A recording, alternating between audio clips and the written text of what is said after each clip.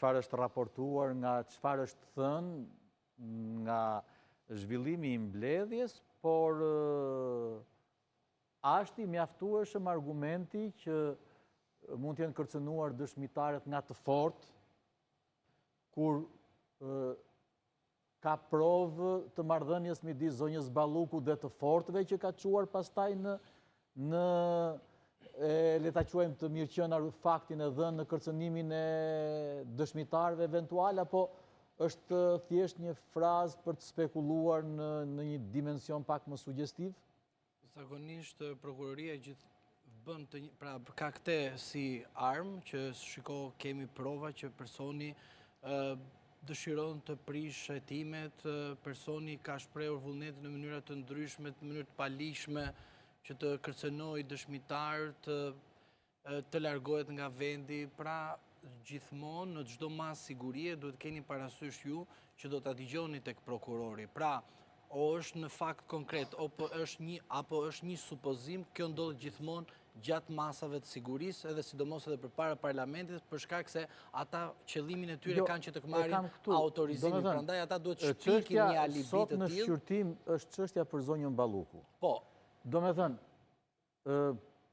me apo pa lidhje me zonjën Balluku, kjo është çështje që duhet parë, sepse nuk kemi prova nga burimi, domethënë nga dosja hetimore, por nëse një X person, qoftë ky dhe i fortë, kërcënon një dëshmitar, ku është përgjegjësia e Ballukut këtu? Jo, arrestoje personin. Po pra, kush e ka kërcënuar dëshmitarin? Dhe pastaj sidhe si dëshmi për të favorizuar atë kërkesën tënde që bën në parlamentit, por unë do të them diçka tjetër që s'ka të bëjë fare me provat apo me intimidimin e dëshmitarëve.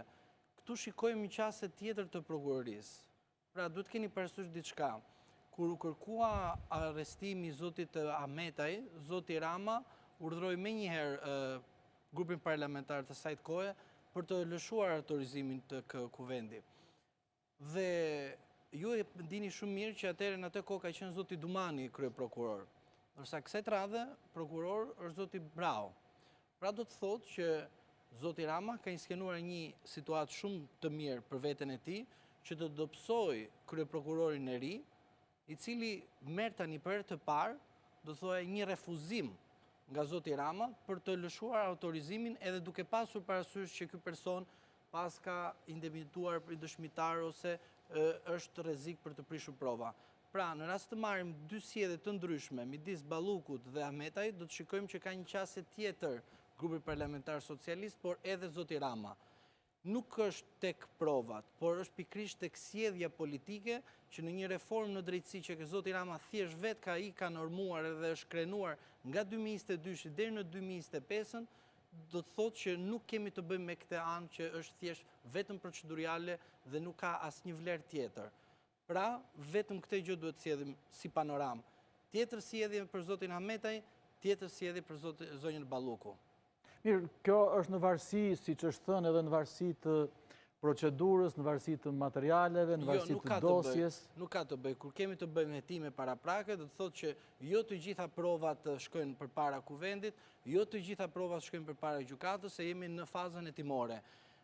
Ajo që unë dua të them është kjo që zoti Rama ka një qasje tjetër me reformën e tij në drejtësi, dhe këtu duhet shtrohet diskutimi, jo për provat, sepse zoti Rama kërkon që duke çuar diskutimi tek provat, duke çuar diskutimi tek masa e sigurisë, thjesht heqim nga vëmendja koherencën e munguar të zotit Rama pas tetorit të 2025. Zoti Çaça, edhe një herë dua të qëndroj te kjo, se është thënë